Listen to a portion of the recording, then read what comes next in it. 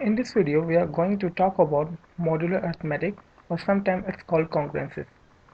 And in this video, we talk about what is the definition of congruence, and these two results are from Fermat's little theorem with proof and examples like show that for every integer n, the number n power 33 minus n divisible by 15, and when 8 power 103 divided by 13, what will be the remainder? And this is called congruence equation, and this type of problem comes in GRE exams and this one as well. So stay connected with this with the end of the video. So let a and b both belongs to integer and n belongs to positive integer, means n should not be 0 and not negative as well. We say that a is congruent to b, the symbol represent congruent to b mod n if a minus b is divisible by n. So to understand this definition, first of all, I hope you all guys knows about the division algorithm in integers. If I'm saying 7 is equals to 3 times 2 plus 1. It means 7 is congruent to 1 mod 3. Why? Because the remainder is 1. And what about the minus 2? How can we write minus 2 in division algorithm? So minus 2 can be written as 3 times minus 1 plus 1. So this will be minus 3 plus 1, it's minus 2. So this is also minus 2 is also congruent to 1 under mod 3. So we can say that 7 is congruent to minus 2 under mod 3, because the remainder of minus 2 and 7 is same in mod 3. So this is why we call this congruent and the generalized symbol for equality. These both are now equal in this mod 3 class. This is the definition of A congruent B mod n. Here we have few results. If A is congruent to B mod n and B is congruent to C mod n, then we can say that A is congruent to C mod n. The same thing that we have discussed in previous slide. 7 is congruent to minus 1 mod 3. In the second result, if A is congruent to B mod n, then for any C we can say that A plus minus C and B congruent to B plus minus C, and also multiplication is true. Number 3, if these two are different result and these two are different result, then we can add them and the result will be same with no effect. And these two are called Fermat's little theorem, and these are very helpful to solve the examples that I have showed in the outline. So how can we prove it? There are many proofs for these results, but I am using the simplest one. Let's say the one is true. If one is true, we can prove the second one, and similarly we say the second is true, then we can prove the first one. If one is true, it means we can write it like this, where p is prime number. So by the previous result we can multiply any number both sides.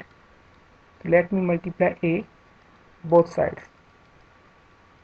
It does not affect the result, so this part will be 1. So a power p is congruent to a under mod p. Now with this, we have proved the second one. Now let's say 2 is true. If the second one is true, we can prove the first one. Similarly, by multiplying a power minus 1 both sides, and this will be 1, and this will be a power p minus 1 is congruent to 1 under mod p. And the corollary of these two results is a power p minus 1 is congruent to 0 under mod p.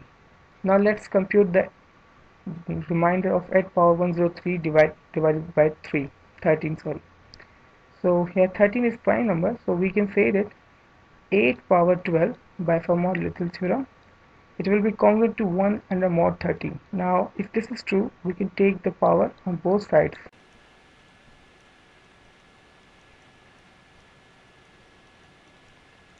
Now this will be 12 times 8. 8 power 96, but we need 8 power 103. It means we need to multiply 8 powers on both sides. So now I am multiplying 8 power 7 both sides.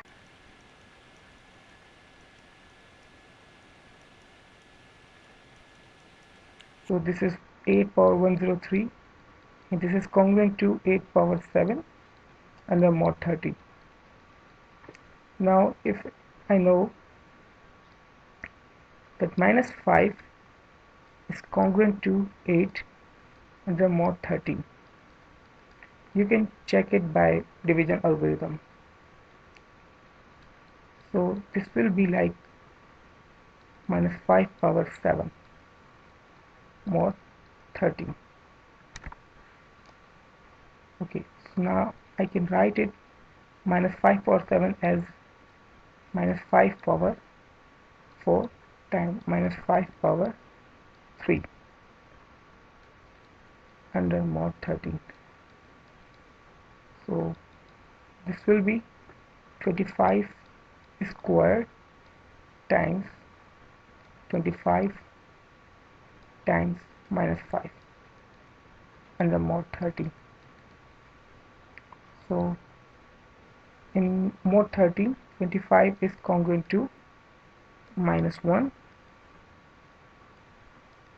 Also you can check it by division algorithm. So I am here writing minus 1, and this is minus 5 mod 13. Now simplifying these all results, this will be 1, and this minus into minus, it's plus, so it's mod 5 13. It means 8 power 103 is congruent to 5 mod 13. It simply implies that when we divide 8 power 103, we have remainder that is 5. So this is the application of modular arithmetic. In the next example, we have to show that for every integer n, the number n power 33 minus n is divisible by 15. To show this result, first of all, 15, we can write it 15 as 3 times 5. So if 3 divides this number and 5 also divides this number, then it must be divisible by 15. So to show this one, first of all, let's say this number is divisible by 3. It means n square is congruent to 1 under mod 30, mod 3. 3 is prime number, and this result is by Fermat little theorem. So if this is true, then taking power both sides. So this is n times 2 times 16 is 32, but here is 33. It means we need what? Just multiplying n.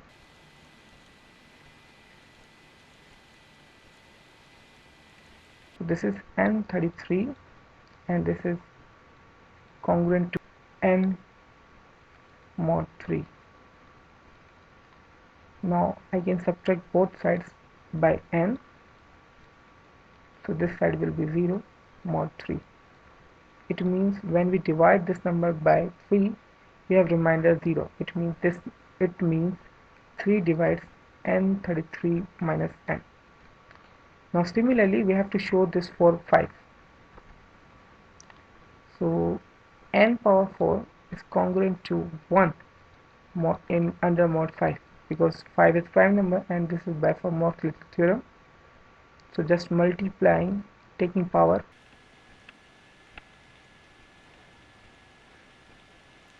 This result is n32.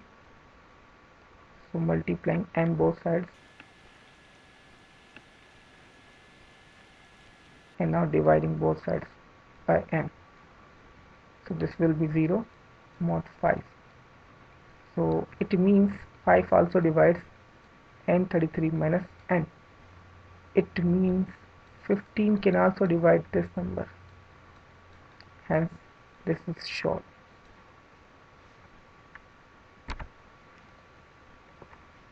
This problem is also called the congruence equation, and this type of result sometimes comes in the GRE exam. So how can we solve this one? By simplifying it. First of all, this is 144 and this is 22 and this is 71. I'm dividing this both sides by 2. This will be 72x is congruent to 1 under mod 71. So 11 minus 71 is equals to minus 60. So I can write it here as minus 60 mod 71. Now I can also again divide these numbers by 12 maximum. So this will be 12 times 6 is congruent to minus 5 the mod 71. Now I'm adding plus 71 to minus 5 plus 71, it's 66. So why I have write this one this way? Because 11 minus 71 is divisible by this mod, so it doesn't affect this result. And similarly here plus 71. So this is now 6x is congruent to 66 mod 71.